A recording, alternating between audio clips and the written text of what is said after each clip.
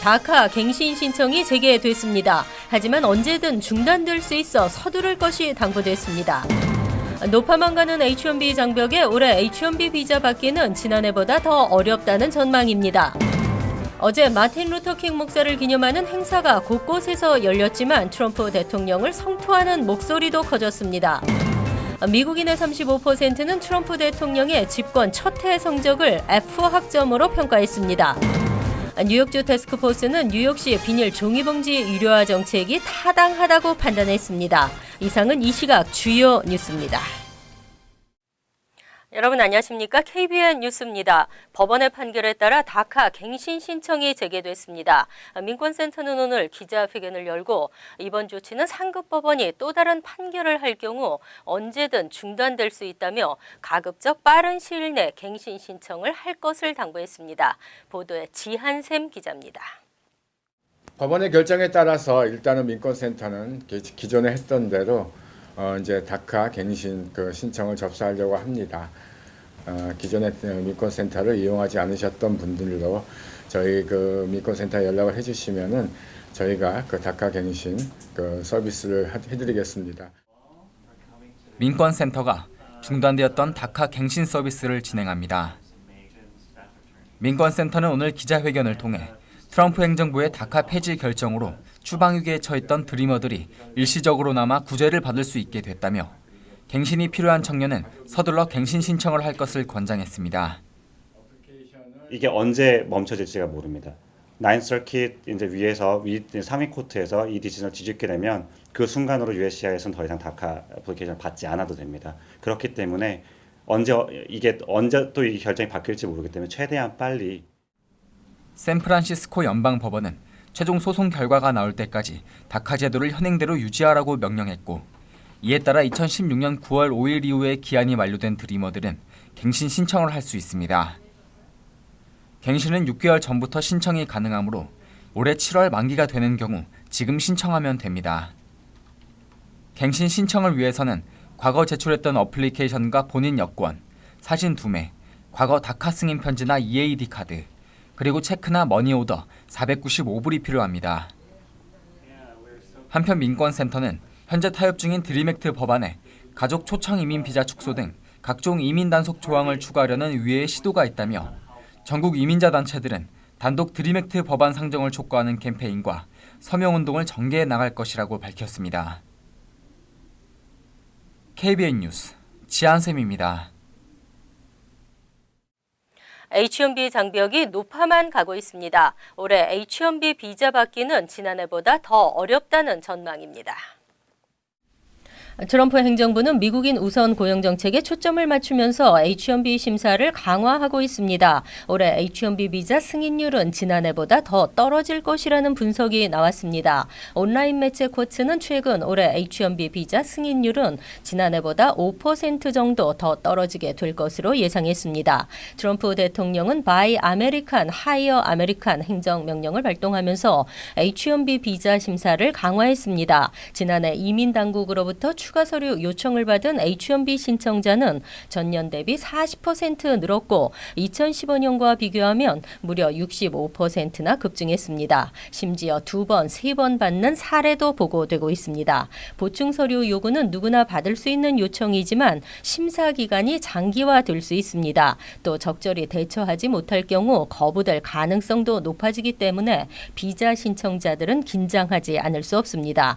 전문가들은 이민 당국의 강화된 심사 절차가 불필요한 것이거나 합리적이지 않다는 지적이 많다고 말했습니다. 하지만 USCIS는 보다 확실한 심사를 위해 추가적인 검토와 자료가 필요하다는 입장입니다. 쿼츠는 H1B 심사 강화 추세는 올해 더욱 뚜렷하게 나타날 것이라며 90%에 달했던 H1B 비자 승인율이 올해는 85%로 떨어지게 될 것으로 전망했습니다.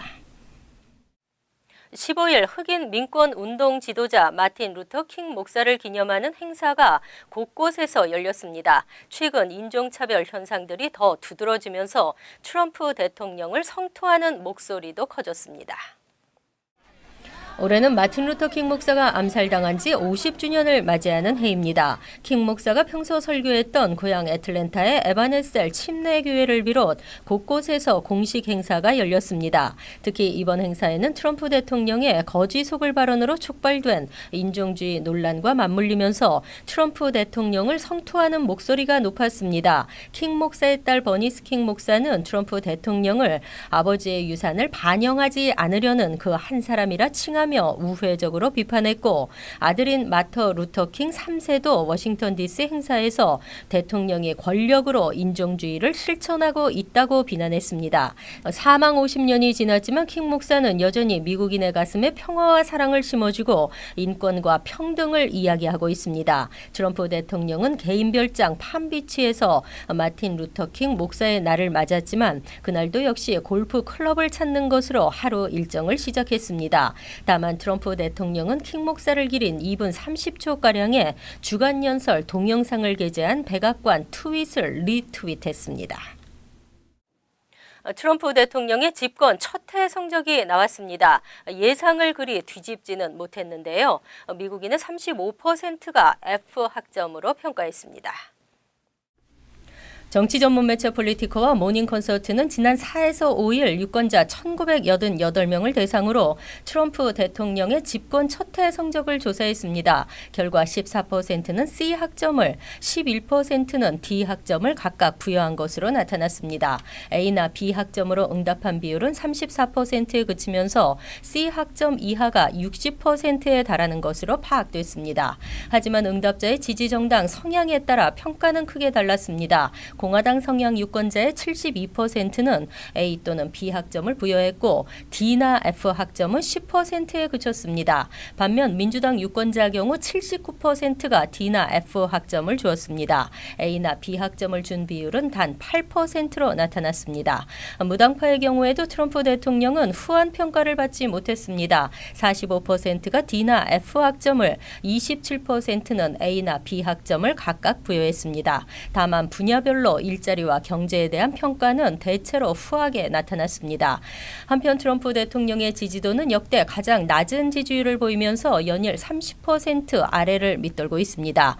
이에 대해 트럼프 대통령은 이 여론조사가 가짜 뉴스라며 반박했습니다. 그는 나의 지지율은 50%대라고 생각한다며 언론의 보도와는 달리 자신의 지지도와 위상은 굳건하다고 강조했습니다.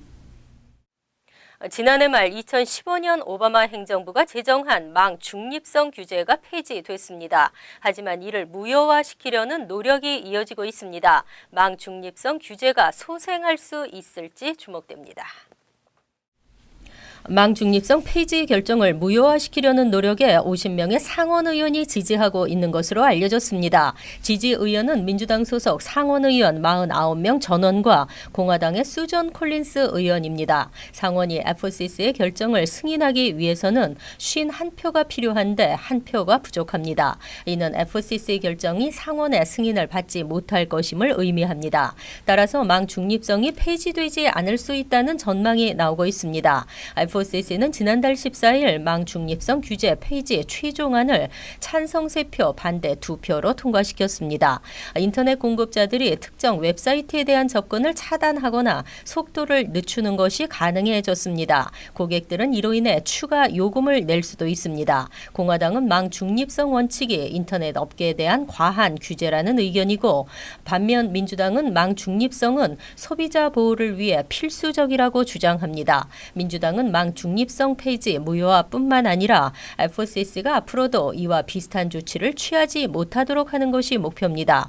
하지만 추가로 공화당 소속 의원 1명이 더 필요하고, 또 만일 이 같은 결의안이 상원을 통과하더라도 트럼프 대통령의 서명이 필요합니다.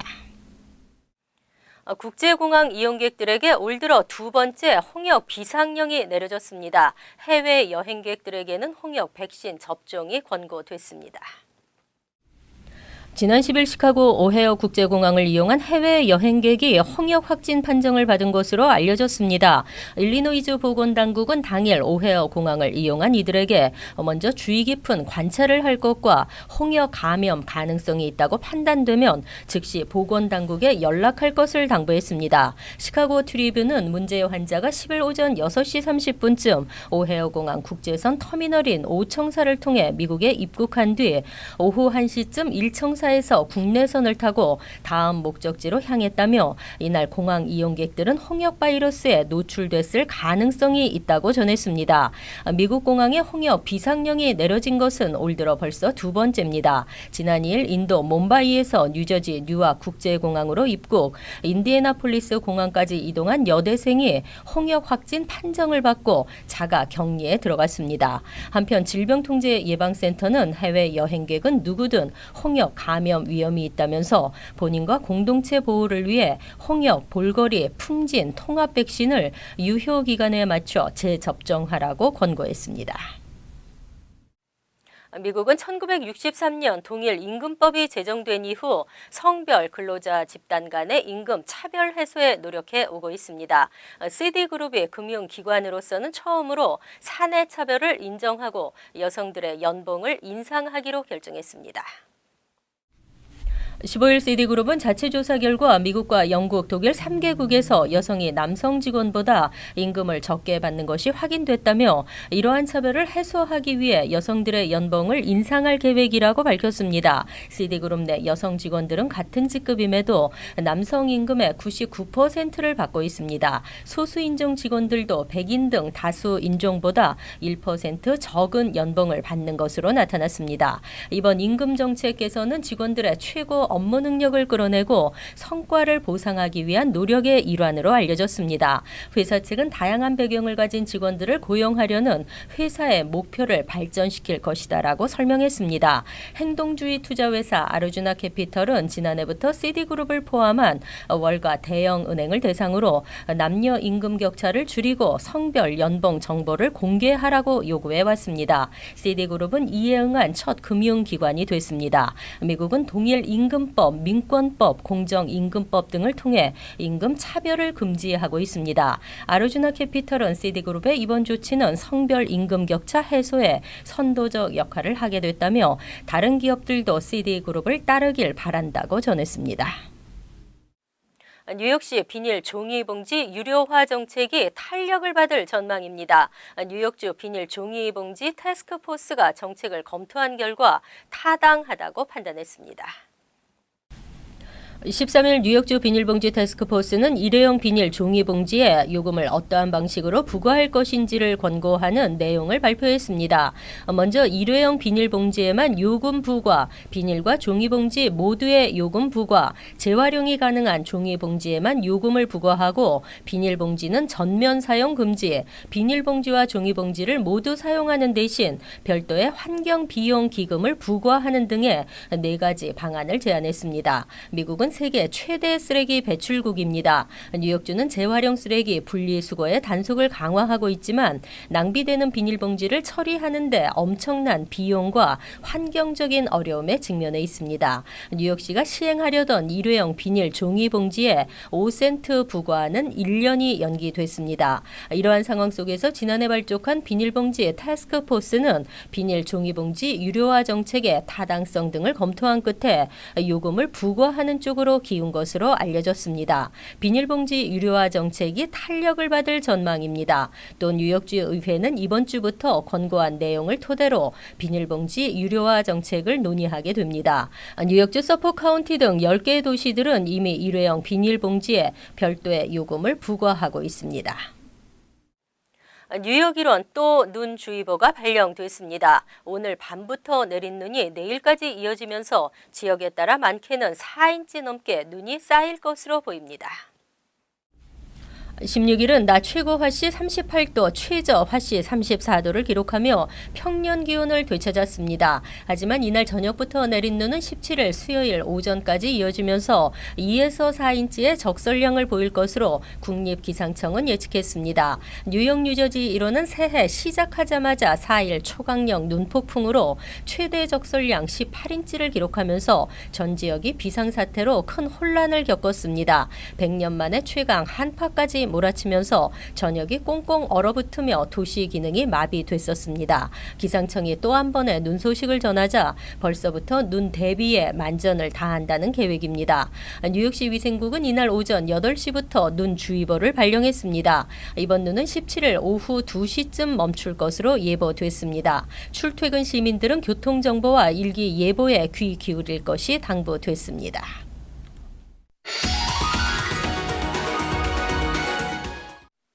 이어서 LA 지역 한인사회 소식입니다. CS에 참관한 신상진 국회 과학기술정보방송통신위원회 위원장이 젊은 층의 벤처 사업 육성을 위한 다양한 지원 방안을 마련할 것이라고 밝혔습니다.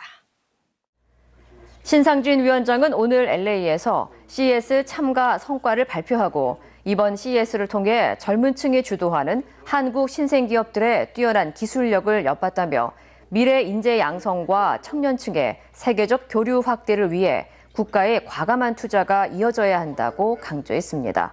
CES 전시에도 젊은 대학생 청년들이 많이 좀 참여를 해서 이런 세계적 조류를 느끼고 또 동기부여가 되고 이런 기회를 좀 정부 차원에서 좀 지원했으면 좋겠다 이런 생각이 들고요. 이어 신상진 위원장은 한국 스타트업과 벤처기업이 더욱 발전할 수 있는 환경이 조성되도록 예산 확충 등 당국 차원의 노력을 다할 것이라고 덧붙였습니다. M&L 홍파운데이션 홍명기 이사장이 UC 리버사이드 김용옥 재미동포 연구소에 37만 달러를 기부했습니다. 홍명기 이사장은 오늘 UC 리버사이드 캠퍼스에서 한우성 재외동포재단 이사장, 월콕스 김 UC 리버사이드 총장 등 관계자들이 참석한 가운데 김영옥 연구소를 위한 기금으로 37만 달러를 쾌척했습니다. 김영옥 연구소 측은 홍명기 회장의 기부로 내년까지 내다봤던 한인사회 100만 달러 모금액 달성이 올해 상반기 중 이룰 수 있을 것으로 기대했습니다. 한편 김영옥 재미동포 연구소는 한인 전쟁 영웅이자 인도주의자였던 고 김영옥 대령의 이름을 따세운 연구소로 한국 정부와 미 대학과 합작해 건립한 최초의 해외 동포 연구소입니다. 간추린 소식입니다. 최근 연방국무부는 위험한 독재국가 북한으로 여행하려는 사람들에게 못 돌아올 가능성에 대해 준비해야 한다는 경고문을 고지한 것으로 폭스 뉴스가 전했습니다. 경고문은 유서 작성과 장례식 준비 및 재산 처리 문제 등 최악을 대비하라는 내용인 것으로 전해졌습니다. 이번 조치는 북한의 김정은이 신년사에서 미국 본토 공격을 위협한 뒤 이루어진 것으로 풀이되고 있습니다. 뉴욕시경은 14일 오후 2시 20분쯤 7번 전철 안에서 37세 남성의 손을 칼로 찌른 뒤 퀸즈보러 플라자 역에서 내려 도주한 용의자의 행방을 쫓고 있습니다.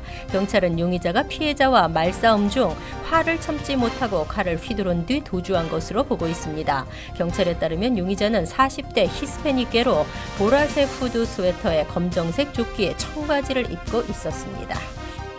버지니아주 페어팩스 경찰에 따르면 10일 워싱턴 DC 인근 알렉산드리아에 거주하는 29세 한인 이모 씨가 자신의 전자기기에 아동 음란물을 소지한 혐의로 체포됐습니다. 경찰은 그동안 추적 수사를 벌여 이 씨를 체포했으며 이 씨는 최소한 20건의 아동 음란물 소지 혐의를 받고 있습니다. 경찰은 이 씨의 음란물 입수 경위 등을 조사하고 있습니다. 14일 오후 플로리다주 서부 포트리츠의 멕시코만 해안 인근 선상 카지노를 오가는 페리에서 화재가 발생해 한 명이 숨지고 14명이 부상했습니다. 당시 페리에는 50여 명이 탑승 중이어서 자칫 대형 참사로 이어질 수도 있었던 것으로 알려졌습니다. 대부분의 승객은 무사히 구조됐지만 42세 여성 승객은 병원으로 옮겨졌으나 결국 숨졌습니다. 포트리츠 카운티 경찰은 페리 엔진에 문제가 있었던 것으로 보인다고 말했습니다. 환율과 증권 소식입니다.